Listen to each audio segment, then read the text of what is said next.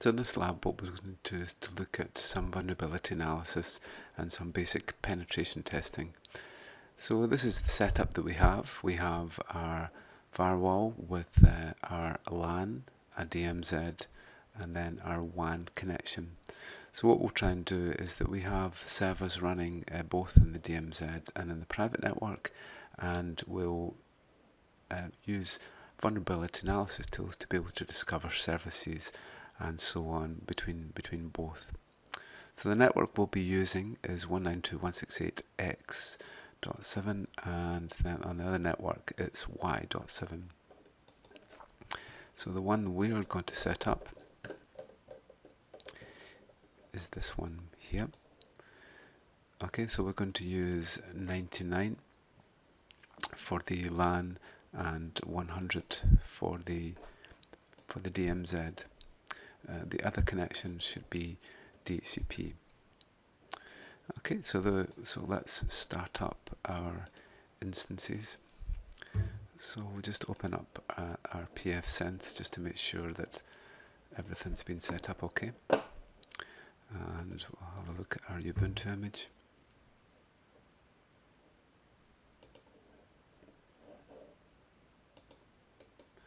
And also our Windows one.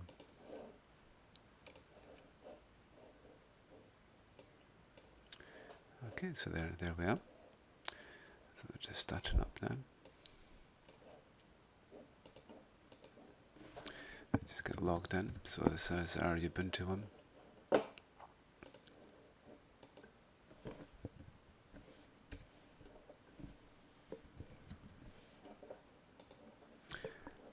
And we'll just get logged into our Windows one.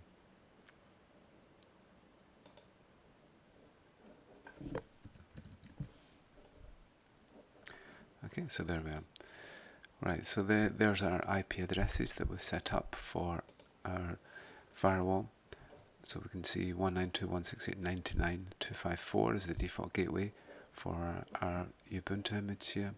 And then for our Windows one, 192.168.100.254. So let's start to see what the configuration is that we have, just to make sure that we have connectivity. Okay, so that's working fine. So we'll ping the gateway, and that's working okay. Now let's ping the Ubuntu machine, and that's working okay. So again, we'll do the same. We'll have a look at the setup here. And let's ping ourselves.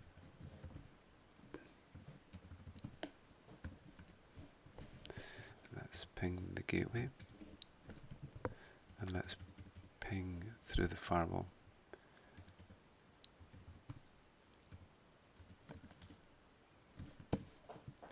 Okay, so everything's working perfectly.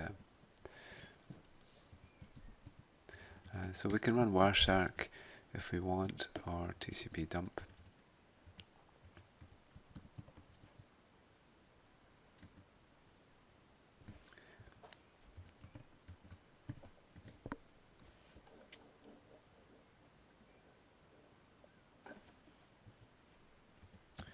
To be able to show us any traffic that we have.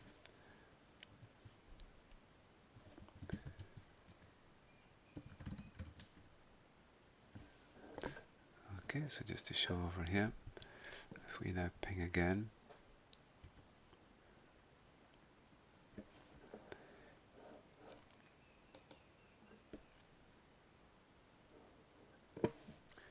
we should hopefully see the ping coming through. So there it's there. There's the ICMP echo request from them. Okay, so we have connectivity. So let's have a quick look at the settings that we have on the firewall, just to make sure that we can actually test from the LAN to the DMZ and vice versa.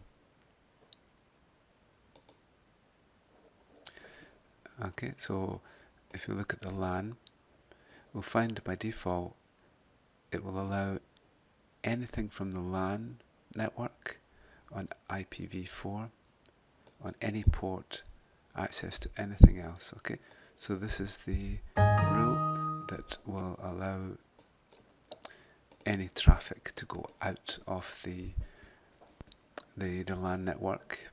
It remembers it and allows it back in. And then for a DMZ, what I've got is I've allowed 443, UDP 53 and port 80, and also allow ICMP to any destination. So now what I'll do is I'll add in a rule that will allow us to go punch through the firewall between the DMZ and the LAN network. Okay, so let's find, so let's just go for any here.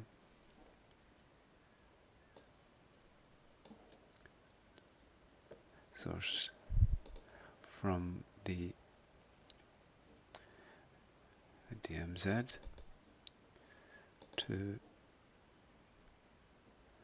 the LAN.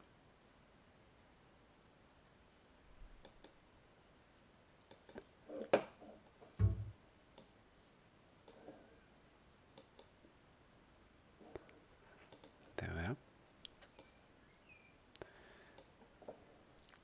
Okay, so that allows any traffic from the DMZ on any port to the LAN network. So hopefully now we'll be able to use our vulnerability tools between the two.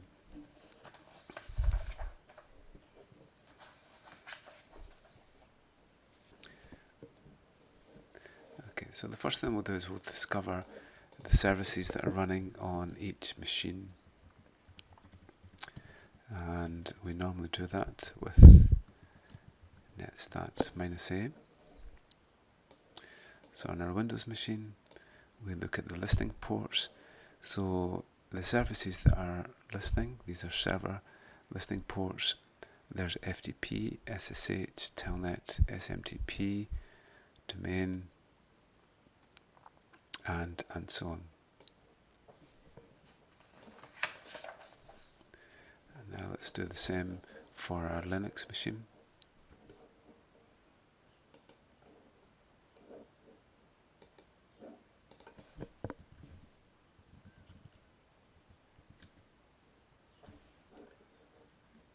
And this shows us our listening ports.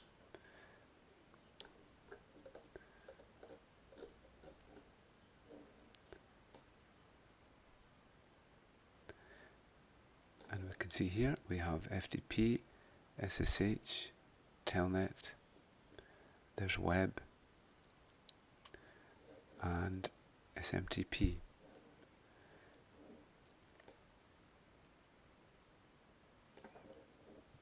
Okay, so those are the server ports that the Linux machine is actually running on. So what we'll do is that we'll try the web service from each just to see that we have that connectivity at a TCP layer. So this is 192.168 and then it's 99.7. Perfect. Okay, and then we'll do the same over here. 192.168 100.7. Okay, so we have complete connectivity between at a TCP and application layer for port 80, and so that's working. Okay.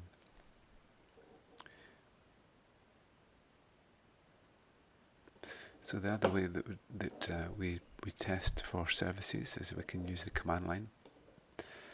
So the command line is the method that we would use to be able to see if a service was alive, and we typically use telnet on a certain port. So in this case we're going to telnet into our Windows machine on port 80.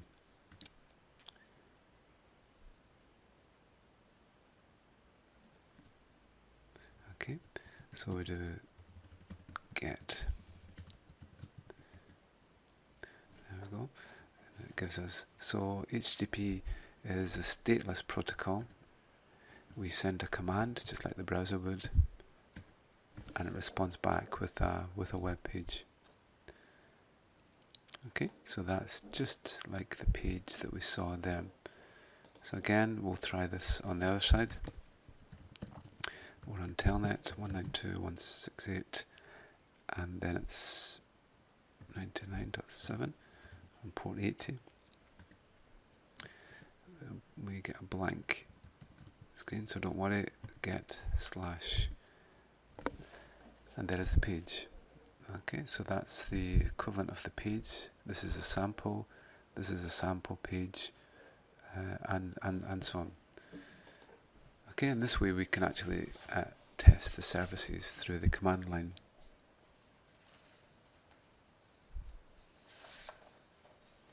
Now what we'll do is that we'll just try the FTP service just to see if it's working. So we're going from Ubuntu to Windows. Okay, and then we type in user, API, password. These are the FTP commands.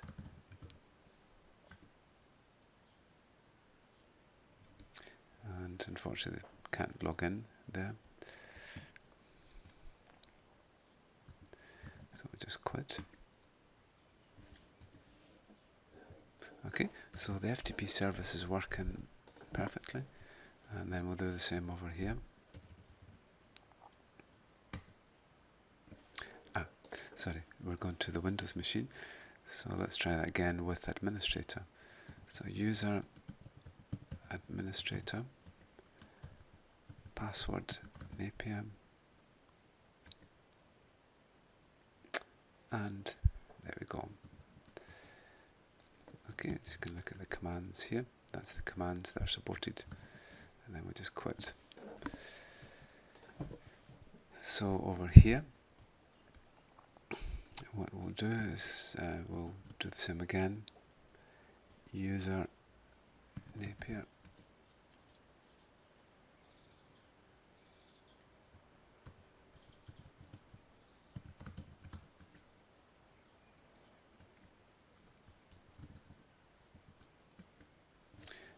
and we have an encrypted session on there for that, but that shows us that the service is connecting.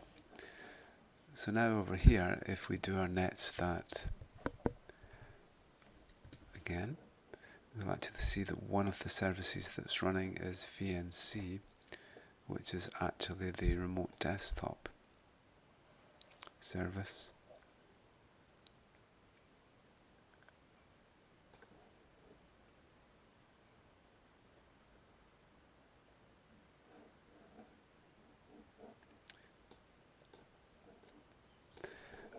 So let's see if we can connect to it.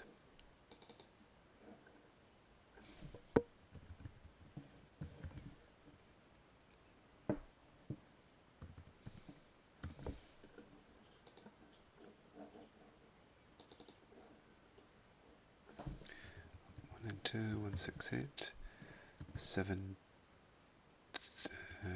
99.7.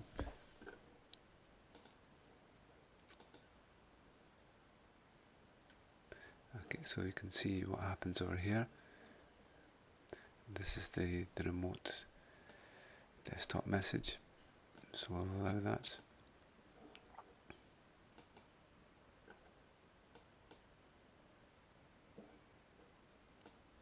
And there we go.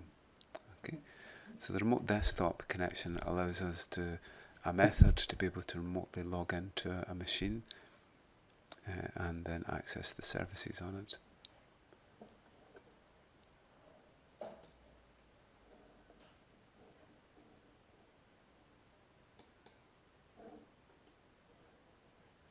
So let's just disconnect that.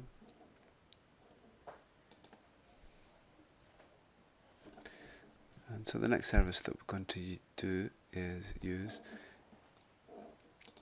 is for email. So when we looked over here, when we looked at our services, one of the services that's running is SMTP, which is an email service. So what we'll do is we'll log in to SMTP just to see what we get. 7.25.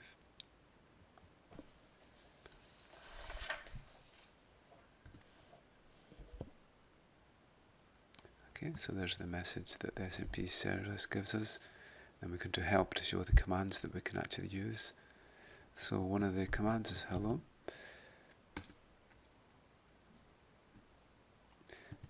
And then we can actually type in the email message.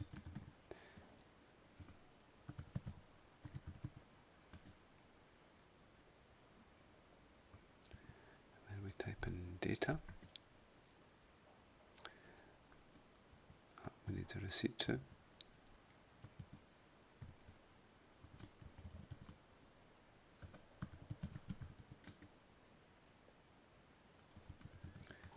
Now we can put our data.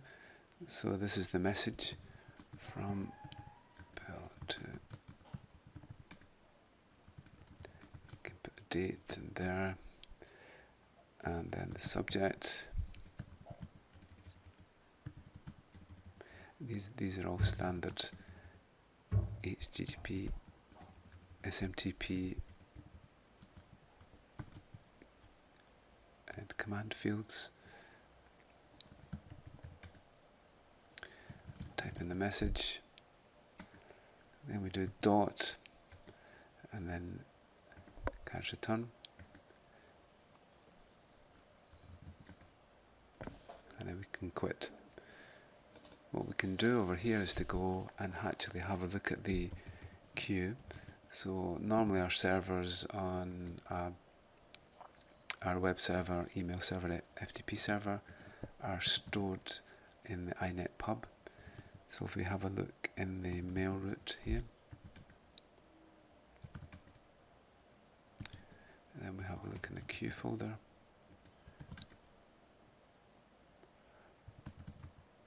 we should be able to see that our email is actually stored there. So it's put in the queue until it can actually be sent. Okay, so this is what our email message actually looks like. There's a whole lot of headers that go onto the email, and then this is the message here. So when it's received, all this is stripped off, and all we see is this part here.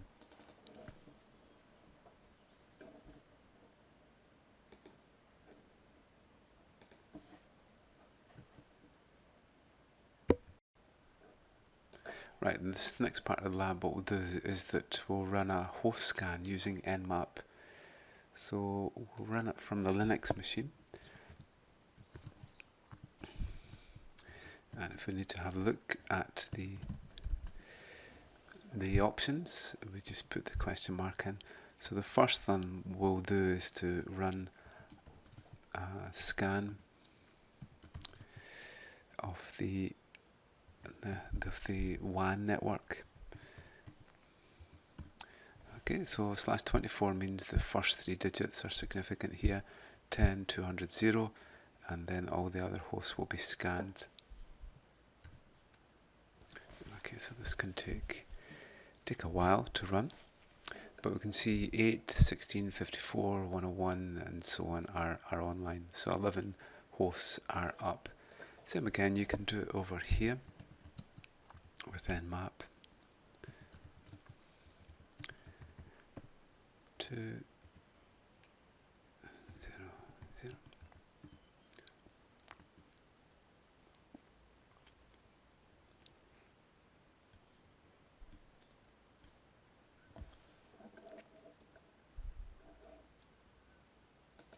And while that's doing that, so there we go. So we should get the same result coming back. So the next thing we'll do is we'll go from the LAN and we'll scan into our DMZ to see if we can actually pick up the host server which is online. So That's there. So we should hopefully just see two hosts there. One is the gateway and the other one is the our host here. We'll do the same again over here, just to make sure that we can see the other side and it's actually getting through.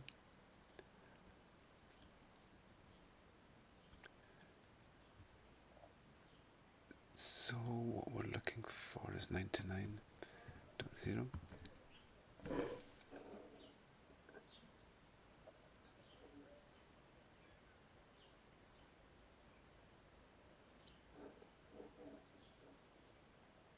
While that's doing that, we'll run Wireshark, just so that we can actually have a look to see the traces of traffic that we get.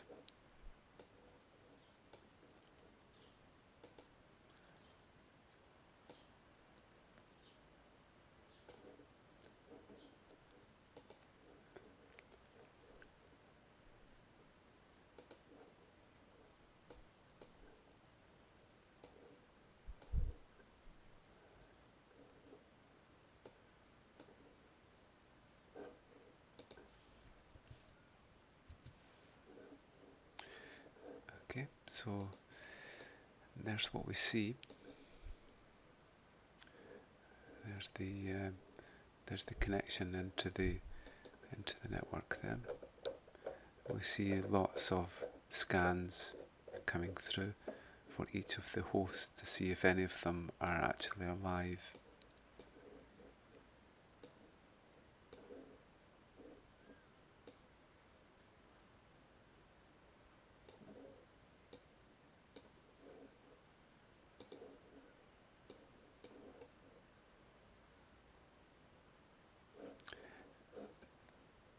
So what we should see is that occasionally we will get a reply. So what happens over here is that we send it a ping, and then the ping comes into the other network and it appears as an ARP into that network.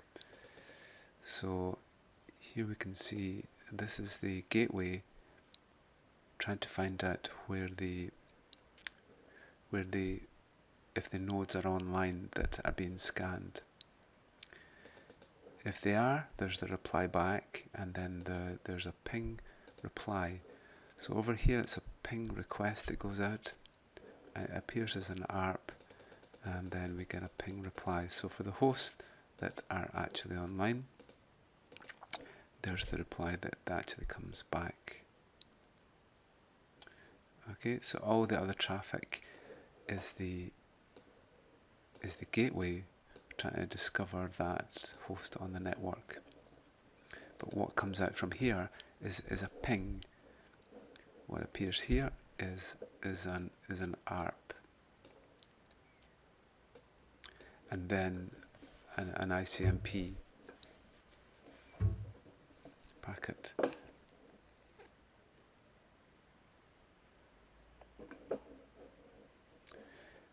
Okay, so for this one we get ICMP. What we'll actually find if we run it again on the local network, so if we are local, then what we should see is an ARP scan. So if Nmap is local, it will try to be as quiet as possible, so it will actually do an ARP scan of the network. Okay, so you can see here, then this is the host that's scanning, and it's asking for all of the network. And occasionally it will get a reply back, which means that the host is online. Probably at 254 it will get a reply from the gateway. There it is. Okay, so Nmap does an ARP scan locally, but if it's across different networks it will do ping sweep.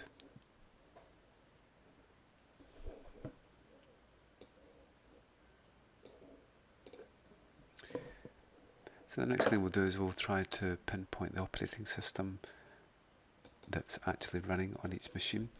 So from here we'll try to do an operating system scan.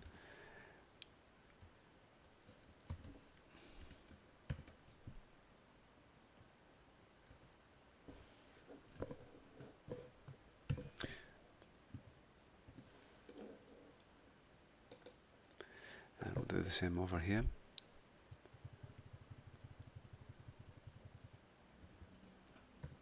And so what this does is it sends out some packets and sees how the operating system responds back to them, and in that way it can try and determine what the operating system actually is. Okay, so here we go. So for the first one, it's found the services that are running.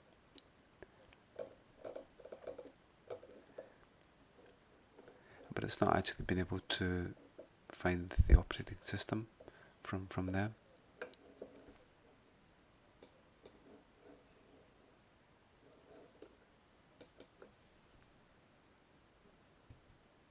And so let's try it from the other side.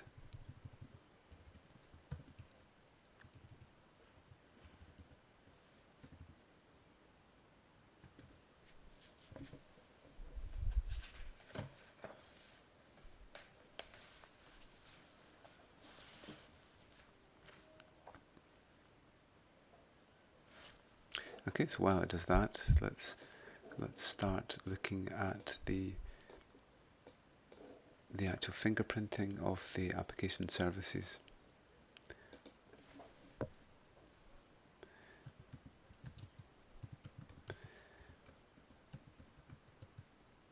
Okay, so we can try and look at the actual version of the service that we're actually running. So we want 100.7.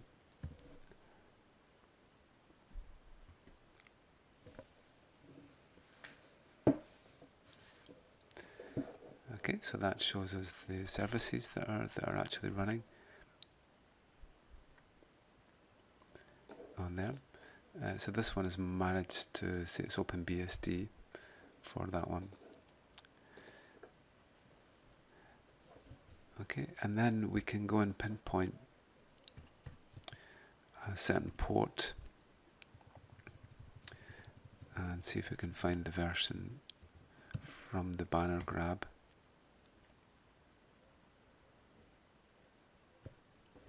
Okay, so this is going to go and look at so you can see here, this is a Microsoft IIS server, operating system Windows. So we'll do the same over here, nmap, and then just let's change the font size.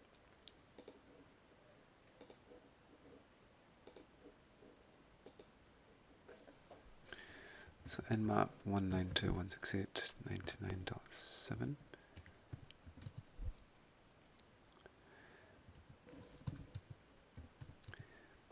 Port 80.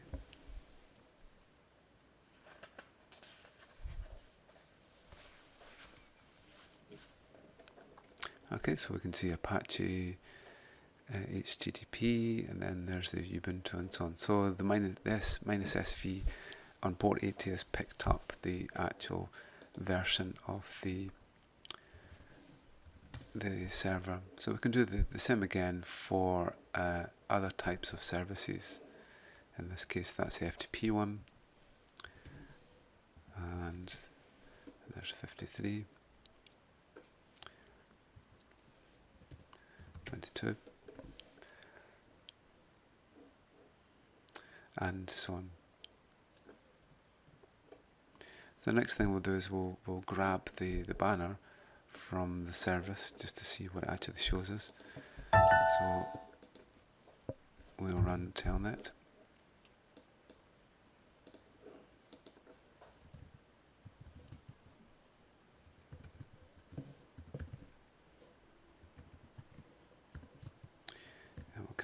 port 80.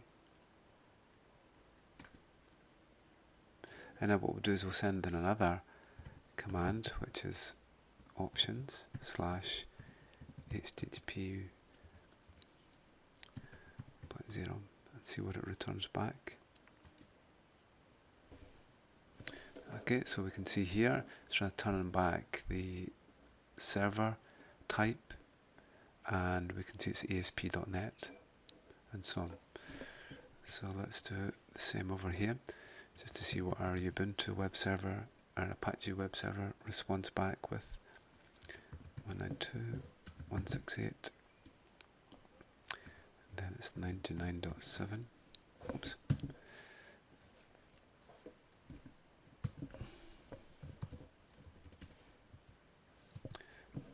Port 80. Options /http /1.0. And we can see here it's returning back Apache, Ubuntu, and so on. Okay, so in this way we can actually examine some of the information that comes back. Okay, so there are other commands that we can use. We can get just the header of the information, the reply that comes back from HTTP, and there it is there. So that's showing us information such as the default web page, when it was last modified, and so on. And we can obviously use the get as we did before.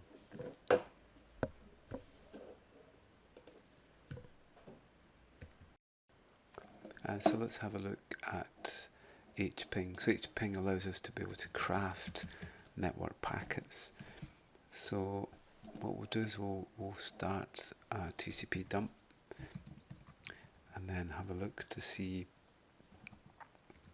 what our hping looks like. So it may go through the firewall or not. The firewall may block hping.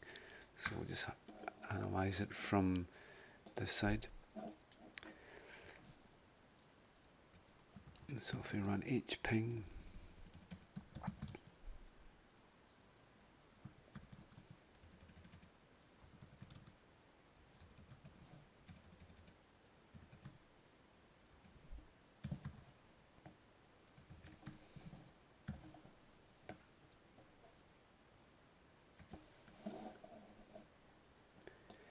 okay, so let's let it run. And what we see is the connections. We're seeing a few pings coming through there, some ARPs, but we should see the connections. There we are there.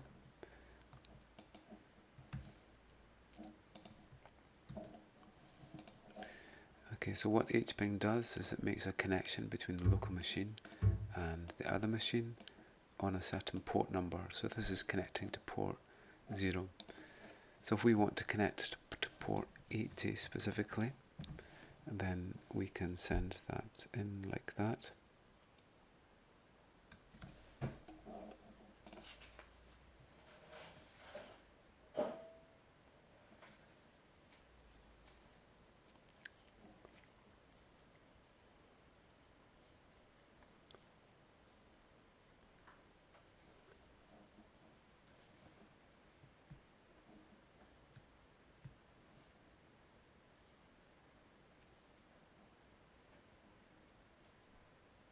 And there it is there.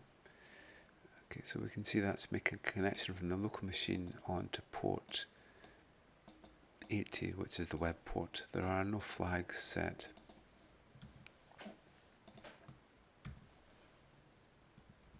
Okay, so if we want to set a flag, we can have a look at the manual. So if we do the -s, that will send in a SYN flag.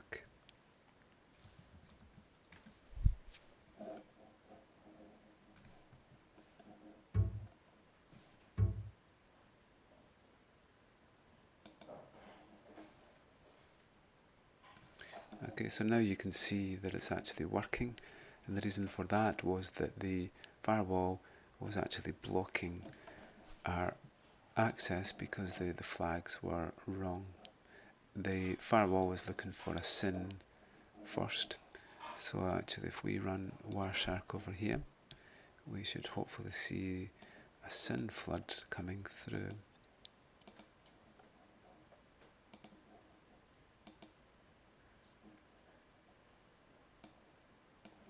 And there it is. Okay, so we get continual accesses on port 80. Okay, so this is known as a SYN flood attack.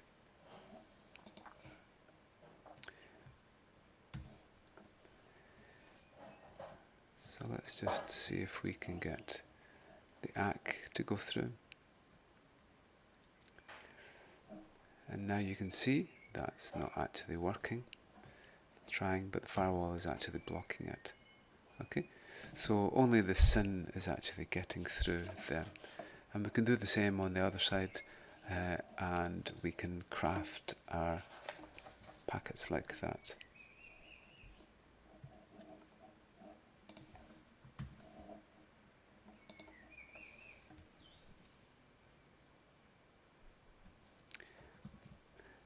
Okay, so we can use hping to be able to craft some vulnerabilities. So in this case we can have a count of one packet on port 80.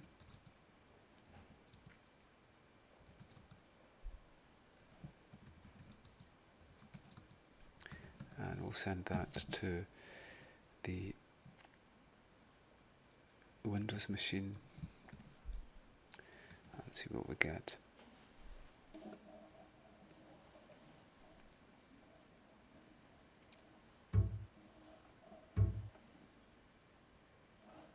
Okay, so this is the response here, and you can see it hasn't actually gone through.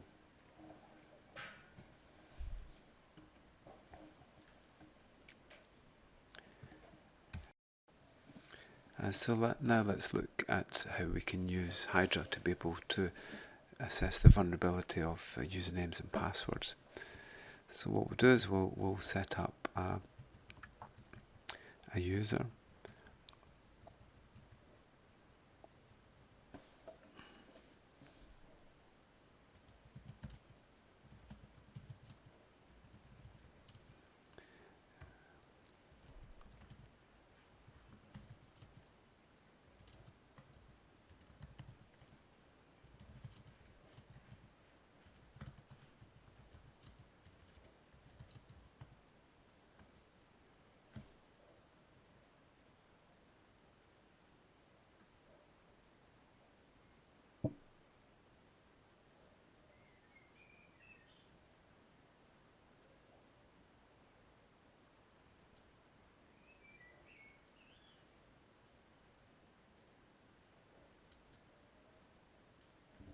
Okay, so we'll just change the password.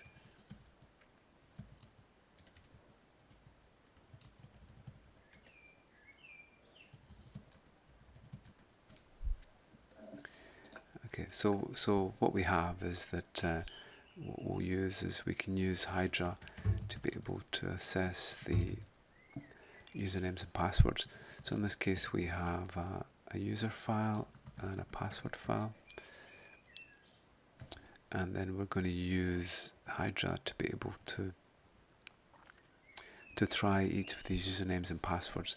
So we'll just start Wireshark over here just to see the basic traces of what it looks like. Just watch that there's a little window at the back there. Okay, so let's go. And what we should see over here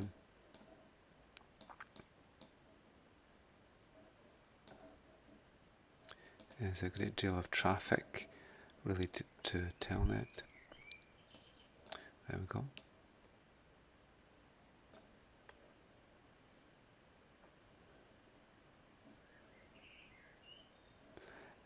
And what's really happening there is that the Hydra is trying lots of different usernames and passwords to be able to see if it can find one. So it's found one there, login and Napier123.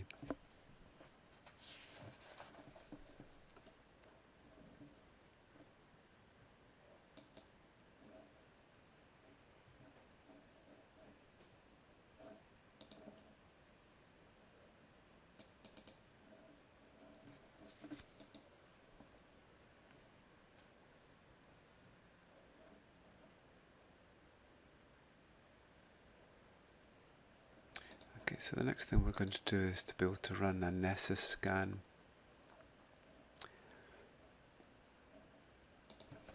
And the first thing we need to do is to make sure that the Nessus scanner is actually running.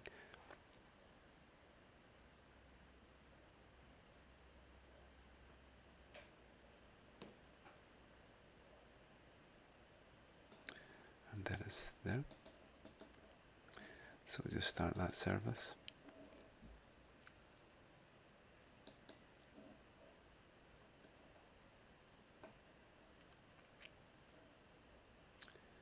And then we'll run Nessus.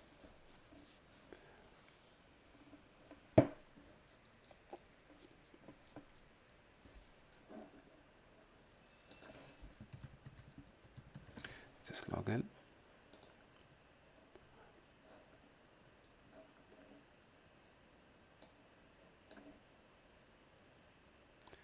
So now what we're going to do is we're going to scan the Linux machine. So the first thing that we actually do is to create a policy.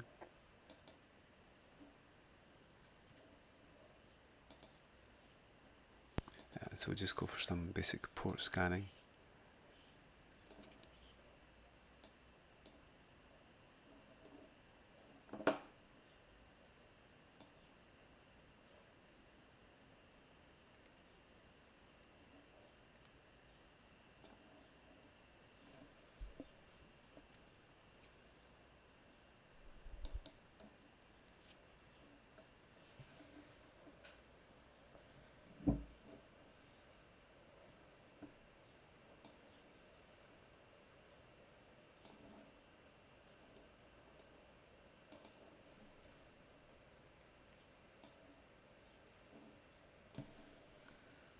Okay, new policy.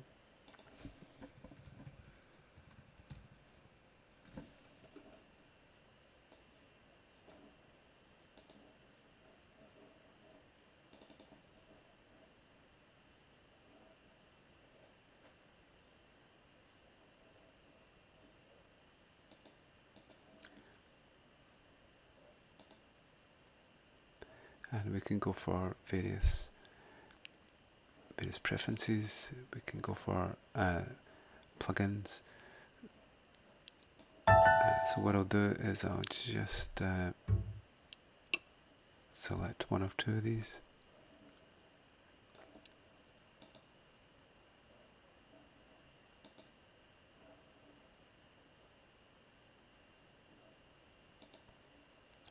And I'll just go for port scanning initially.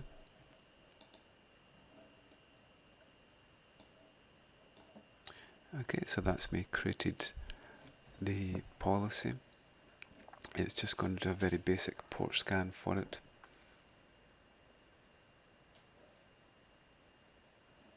And so over here we can start up our TCP dump, and then we can go to our scans.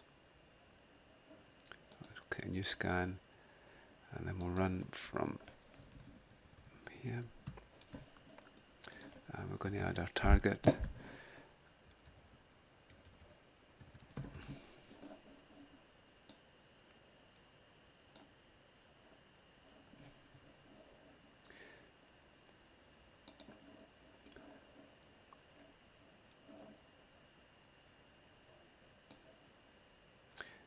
And then over here, if we had Wireshark running, we'd see lots of traffic related to it. But we'll just let it run. We can have a look to see what it said so far. And because we're just doing a a basic network scan, we can actually see it's starting to pick up the ports that are running on the server.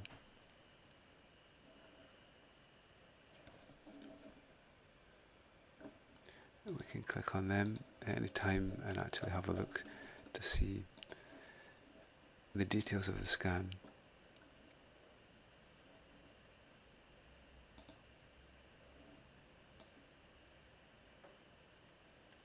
It also gives us the CVE number and then some basic details of it.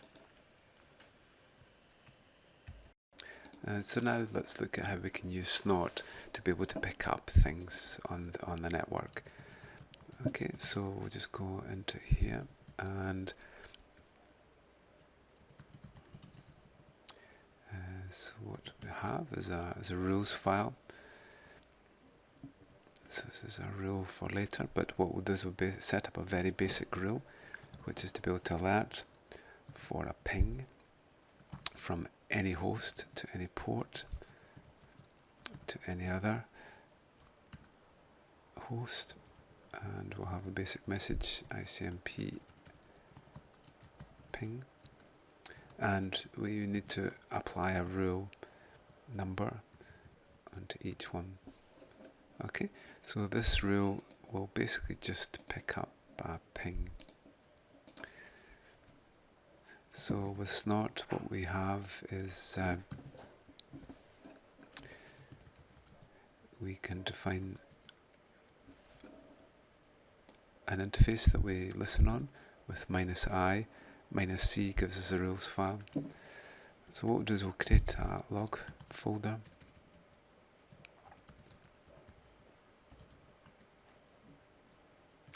And then we're going to listen on, we have only one interface, so interface 1. That's a rules file. We're going to log to log new.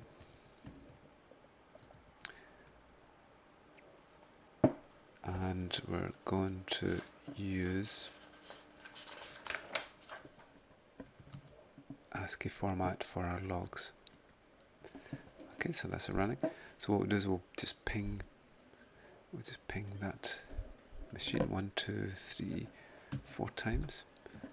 Control C, and we see here we have 8 alerts, and the reason we have 8 alerts is because it is detected both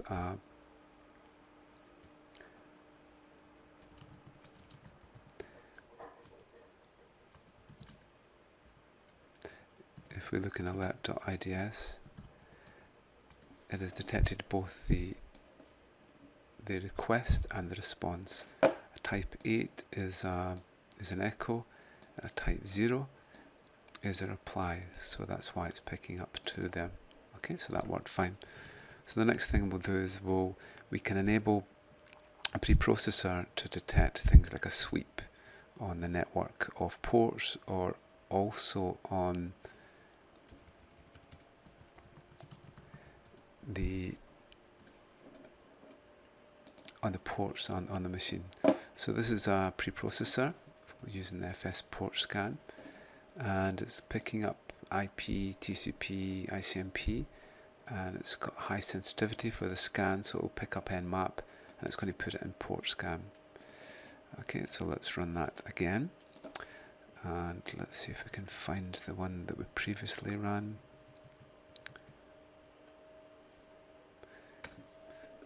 Okay, so now what we'll do is we'll run an Nmap. This is scanning the ports on the machine, and hopefully it should have picked it up and put it into a file called port scan. And there it's there. Okay, so there's certainly something in there.